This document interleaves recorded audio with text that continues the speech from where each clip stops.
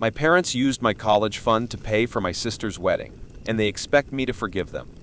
Imagine growing up being promised the world, only to find out that when it mattered most, you were nothing more than a second choice. What would you do if your own parents sacrificed your dreams for someone else's happiness? Growing up, I always believed my parents had my back. They would talk about my future with such pride.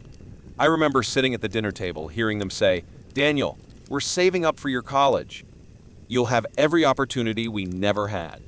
It made me feel safe, special even. Like no matter what happened, they believed in me. Every birthday, every Christmas, they reminded me. "This is for your future," they would say, sliding a small envelope into my hand. I kept those moments close to my heart, building my dreams around their promises. It never even crossed my mind that those words could ever be broken. When high school came, I worked hard. I stayed up late studying, gave up weekends to earn extra credits. I wanted to make them proud. And deep down, I believed that if I did everything right, they would be there, just like they always said. My college fund became a symbol of that trust. Senior year arrived faster than I expected. Colleges started sending acceptance letters. I still remember the moment I opened the letter from my dream university. I rushed to show my parents, my heart pounding with excitement. They hugged me, told me how proud they were. I believed that everything was falling into place. We even had a small celebration. Mom baked a cake, and Dad gave a toast about how dreams are worth fighting for. I laughed and believed them with my whole heart. How could I have known that while I was dreaming of my future, they were making plans that would change everything? At the time, I did not notice the small things. The way my parents exchanged glances when tuition came up. The way they avoided giving clear answers when I asked about the next steps. Looking back, the signs were there. I just did not want to see them. I trusted them completely. And trust, I would soon learn, can shatter faster than you ever imagined. Because sometimes, the people who promise to lift you up are the same ones who break you when you least expect it. As summer approached, reality started knocking harder. My friends were talking about tuition payments, student loans, financial aid. I figured I was lucky. My parents had prepared for this moment. Whenever someone mentioned money, I would smile quietly, feeling a strange kind of pride. I believed I had nothing to worry about.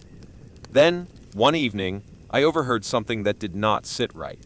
Mom and Dad were whispering in the kitchen. Their voices were low, tense.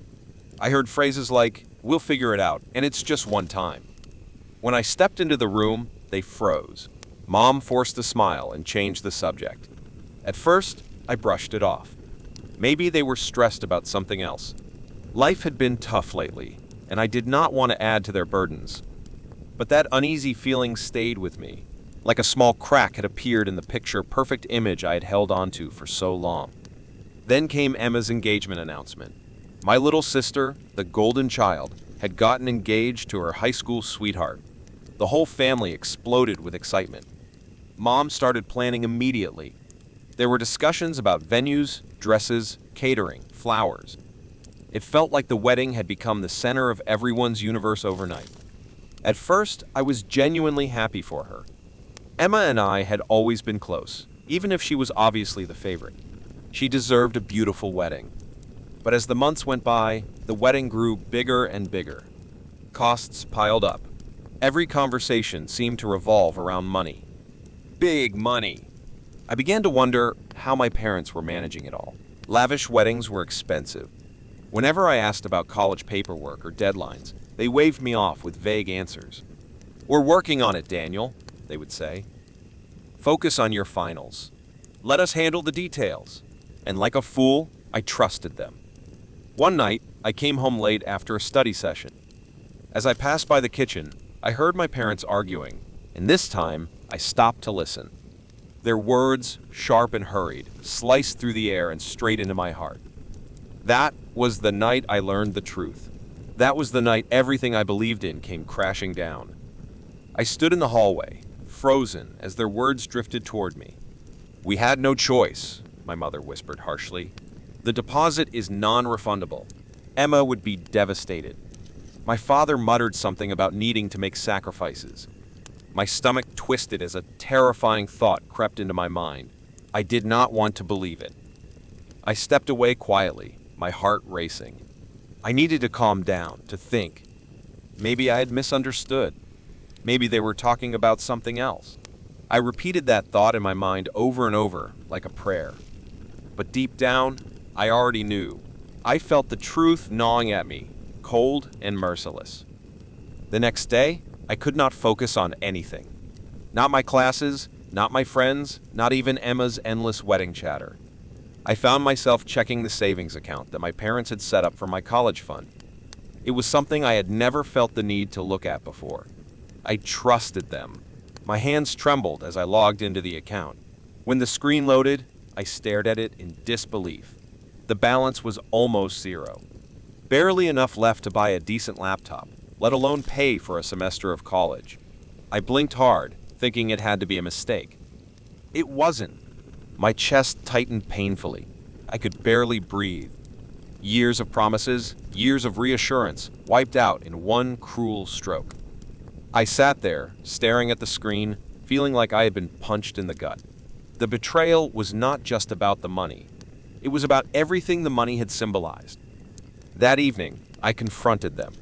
I waited until Emma was out, until there were no distractions. I stood in the living room, clutching the printed bank statement in my hand. Mom and Dad sat across from me, looking guilty before I even said a word. They knew.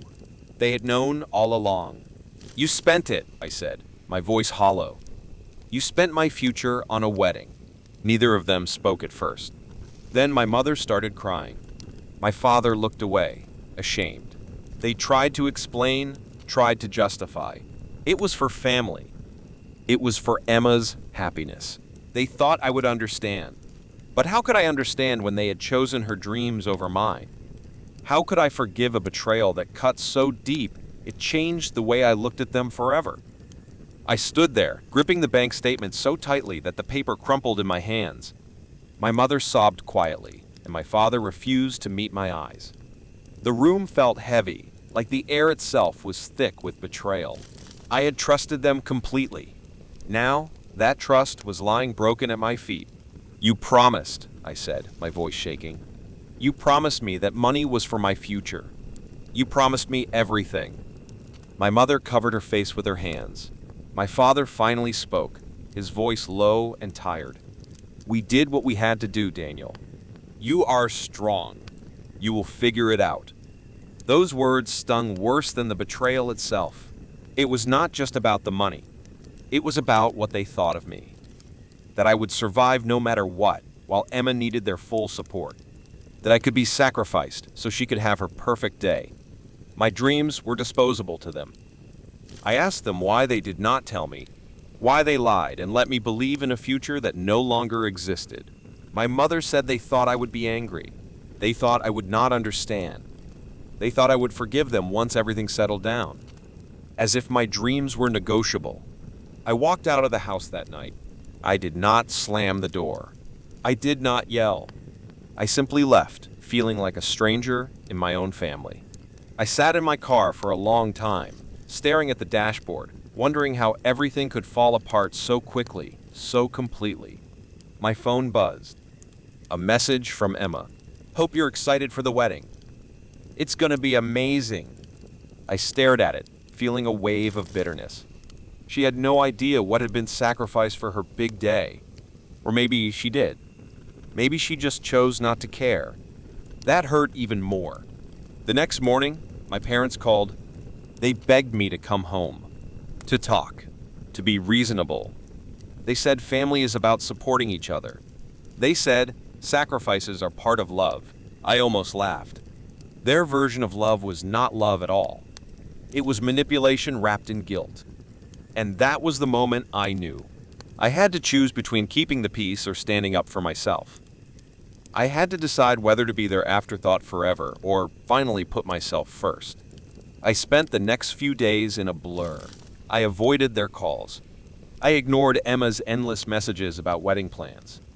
I needed space to think, to breathe, to feel the full weight of what had happened.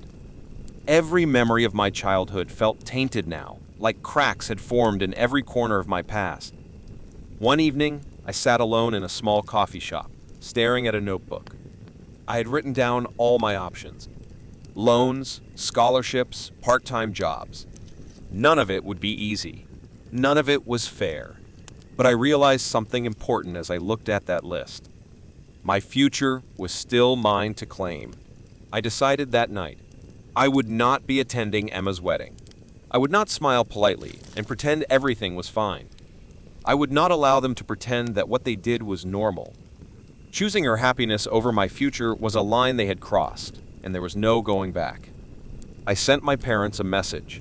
It was short and simple. I will not be attending the wedding. I need time and space to figure out my life without you. I did not wait for a response. I turned off my phone and closed that chapter, at least for now. It was painful, but necessary. In the days that followed, I threw myself into work. I picked up extra shifts. I applied for every scholarship and grant I could find. It was exhausting. It was lonely. But every small victory, every acceptance letter felt like a piece of myself being rebuilt, stronger than before. I thought about them sometimes. About Emma in her white dress. About my parents smiling proudly as if nothing had happened. But those thoughts grew smaller each day. They no longer had the power to define me. I was learning to stand on my own, one step at a time. Walking away from family feels like tearing out a part of your own soul. But sometimes, it is the only way to heal. Sometimes, protecting yourself means choosing a future they never believed you deserve. And that is exactly what I was doing, even if it broke my heart along the way. Some choices are painful beyond words, but sometimes they are the only choices that set you free. Months have passed since I walked away. Life is not easy. It is messy, unpredictable, and sometimes brutally hard. But every day, I wake up knowing that the life I am building is mine. Not something handed to me with strings attached. Not something that can be taken away when it becomes inconvenient. I have a small apartment now. It is nothing fancy, but it is mine. I work hard, study harder, and somehow, against all odds, I am making it. Scholarships, part-time jobs, late nights at the library. It is exhausting, but it is also empowering. Every step forward is a reminder that I am stronger than they thought. I still think about them sometimes, about what could have been, about what was lost. Family is supposed to be your first home, your first safe place. Losing that cuts deep. But sometimes, the family you need most is the one you build for yourself, through friendships, through love, through resilience. Emma got married. I did not attend. They sent me photos, messages, invitations to family dinners. I ignored them all.